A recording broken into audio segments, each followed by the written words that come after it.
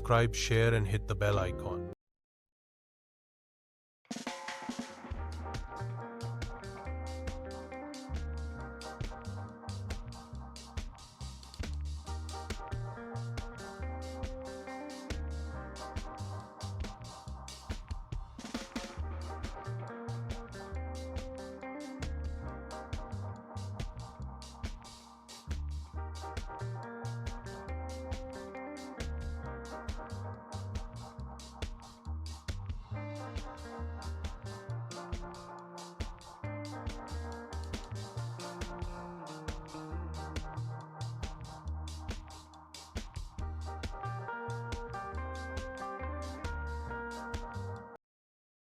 यह कहानी है शेरू, मिट्ठू और गोलू की एक मजेदार तिकड़ी की। क्या ये तीनों मिलकर ढूंढ पाएंगे शेरू की खोई हुई हड्डी?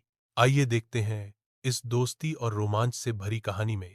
गोलू चमकदार कटोरे में बड़े ही नाज और स्टाइल से दूध पी रही है।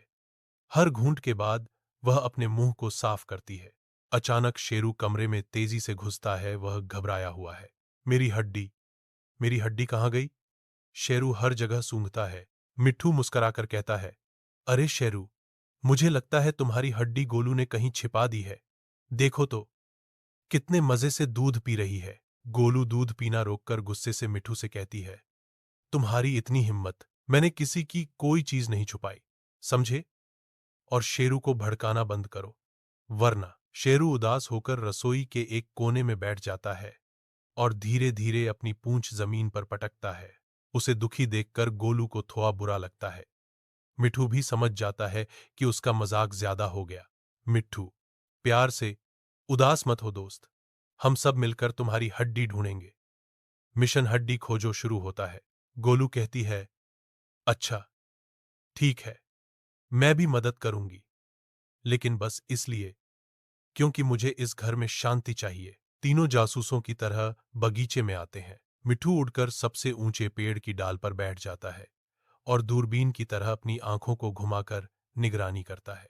गोलू बहुत सावधानी से झाड़ियों और गमलों के पीछे देखती है। शेरू एक जगह आकर रुक जाता है और ओरहोर से अपनी पूंछ हिलाने लगता है। दीवार में एक छोटा सा छेद है। शेरू उस छेद से झोंकता है और अचानक खुशी से भौंकने लगता है। गोलू और मिट्ठू वहां आते हैं। तीनों उस छेद से झांकते हैं। पड़ोसी शर्मा अंकल के बगीचे में की हड्डी पड़ी है। तीनों उस छेद से निकलकर शर्मा अंकल के पार्क में आ जाते हैं। शेरू झट से अपनी हड्डी मुंह में दबाकर वापस आ जाता है। शेरू अपनी हड्डी पाकर बहुत खुश है। वह उसे हवा में उछालता है और खुशी से पूरे बगीचे में नाच रहा है। शेरू दौड़कर गोलू के पास आता है और प्यार से उसके सिर को चाट लेता है। गोलू मुस्कुरा देती है। शेरू खुशी से कहता है, यह मुझसे अकेले कभी नहीं हो पाता। मिट्ठू की अकड़, गोलू की चाल और मेरी दौड़ से ही हड्डी मिली। मिट्ठू बोला, मानना पेगा, हम तीनों साथ में एक अच्छी टीम है। अगर आपको हमारा वीडियो पसंद आया हो तो चैनल को सब्सक्राइब करें और नए वीडियो की जानकारी सबसे पहले पाने के लिए बेल आइकन भी दबाएं। बंदर बना रिपोर्टर, सवालों का तूफान। शेर भी बोला, भाई जरा रहम कर दे यार, बहुत समय पहले की बात है। जंगल शांत था, ना कोई बहस, ना कोई लाइव शो, ना कोई वायरल वीडियो और ना ही कोई ट्रोल। लेकिन बंदर को चैन कहाँ। एक दिन वो पेड़ पर बैठा यूं ही इंस्टा स्क्रॉल कर रहा था। अचानक उसके मन में खलबली मच गई। बंदर ने सोचा, हर जगह की खबरें दिखाई जाती हैं, लेकिन हमारे जंगल की खबरें कोई नहीं दिखाता। क्यों न मैं ही जंगल का पहला रिपोर्टर बन जाऊं। फिर बंदर ने झटपट पेड़ की टहनी से माइक बना लिया, पत्तों से एक बढ़िया सी टोपी तैयार की, टाई भी बांध ली। जंगल टीवी की शुरुआत हो चुकी थी। बंदर ने जंगल का सबसे पहला इंटरव्यू शेर का लेने का सोचा। कैमरा संभालने के लिए पैंथर और लाइव कमेंट्री के लिए तोता भी तैयार हो गया। बंदर सीधा शेर की गुफा में जा धमका, माइक सामने किया और बोला, नमस्कार शेर महाराज, पहला सवाल, आप शिकार खुद करते हैं या इसके लिए कुछ जानवरों को रखा हुआ है? शेर हैरानी, ये क्या मजाक है? तू मुझसे सवाल कर रहा है या जंगल के सामने मेरी पोल खोलने आया है? बंदर मुस्कुराकर, राजा जी ये तो बस शुरुआत है। बंदर का अगला सवाल, राजा जी आप सच में शेर हैं या बस बालों में रंग लगाकर पूरे जंगल में रोब झाड़ते फिरते हैं। चटपटे सवाल सुनकर जंगल में हंसी का तूफान आ गया। तोता चिल्ला रहा था, ओ भाई ये इंटरव्यू नहीं, आग है आग। शेर की पोल खुल चुकी है। अब बंदर का जलवा छा चुका था। उसे तो मजा आने लगा था। हर जानवर अपनी बारी का इंतजार कर रहा था, जैसे जंगल में कोई बड़ा शो चल रहा हो। अब बारी थी कछुए की। कछुए जी, आपकी चाल धीमी है या आपका जीपीएस ही पुराना है? अगला नंबर गधे जी का था। गधे जी, सब आपको बुद्धू क्यों समझते हैं, जबकि आप तो जंगल के सबसे मेहनती हैं। अगला नंबर लोमड़ी का था। लोमड़ी जी, चालाकी आपके खून में है या आपने कोई कोर्स किया है? अगला नंबर हाथी का था। हाथी जी, आपने कभी डाइटिंग का सोचा है या गन्ना देखकर कंट्रोल खो देते हैं? भालू दादा, इतनी नींद या आलस है या मेडिटेशन की मास्टरी? जंगल टीवी अब सिर्फ एक शो नहीं, जंगल का सबसे बड़ा स्टार बन चुका था। हर जानवर चाहता था कि उसका भी चेहरा स्क्रीन पर चमके। अब जंगल में एक ही चर्चा थी, आज किसकी बारी है? बंदर के पास लाइन लगती थी इंटरव्यू के लिए स्लॉट बुक करवाने। अब शेर को समझ आ गया, जंगल का असली राजा वो है जो ट्रोल होने से बच जाए। शेर ने ऐलान किया, अब जंगल में मेरी बात सिर्फ बंदर बोलेगा। वही मेरा पीआर है, वही जवाब देगा। और अब हर महीने शेर संवाद नाम से मेरा पॉडकास्ट भी करेगा। बंदर ने माइक घुमाया और कहा, जंगल में रहना है तो सवालों से डरना नहीं है, जवाब देना सीखो। इस तरह जंगल में आई एक नई क्रांति, जहां हर सवाल तीर बनकर चलता था, जहां शेर को भी जवाब देने से पहले सोचना पड़ता था।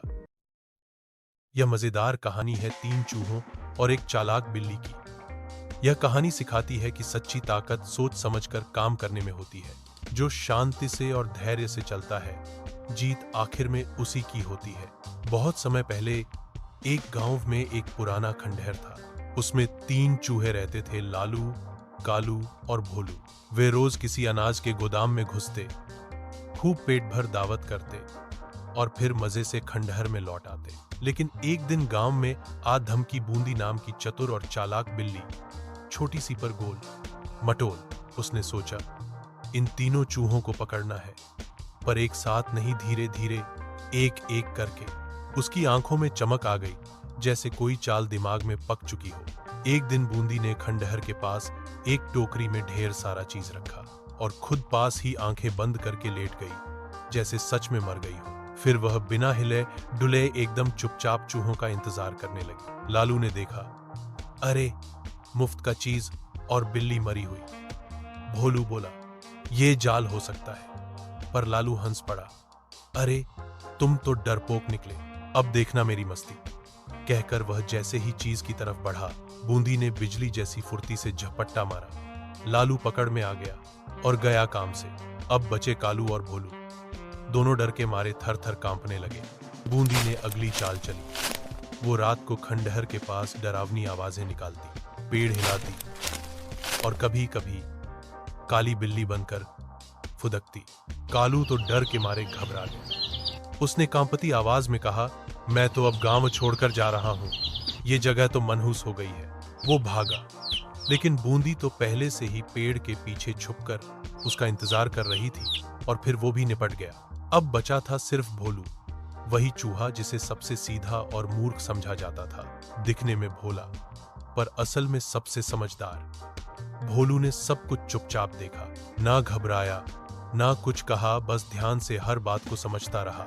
अगर आपको हमारा वीडियो पसंद आया हो तो चैनल को सब्सक्राइब करना ना भूलें। और हाँ, नए वीडियो की जानकारी सबसे पहले पाने के लिए बेल आइकन भी दबाएं। भोलू ने चुपचाप अपनी तैयारी शुरू कर दी। उसने अपने बिल में अनाज जमा किया, बिल्ली से बचने के लिए गुप्त रास्ते बनाए और बूंदी के हर कदम पर चुपचाप नजर रखने लगा। फिर एक दिन जब बूंदी बिल के पास आई, भोलू ने खंभे से रस्सी बांधकर ऐसा जाल बनाया जिसमें बिल्ली खुद फंस गई। अरे ये चूहा तो बहुत होशियार निकला। भोलू हल्के से मुस्कुराया और बोला, जो खुद को सबसे चालाक समझते हैं वे ही अक्सर जाल में फंस जाते हैं, और जिन्हें दुनिया मूर्ख समझती है वही चुपचाप अपनी समझदारी से कमाल कर जाते हैं। सीख, लालच डर और अहंकार से हमेशा नुकसान होता है। असली समझदारी वो होती है जो शांति से और सोचकर काम करे। जो बाहर से भोला लगे, जरूरी नहीं कि वो मूर्ख हो, असली चतुराई अंदर छुपी होती है।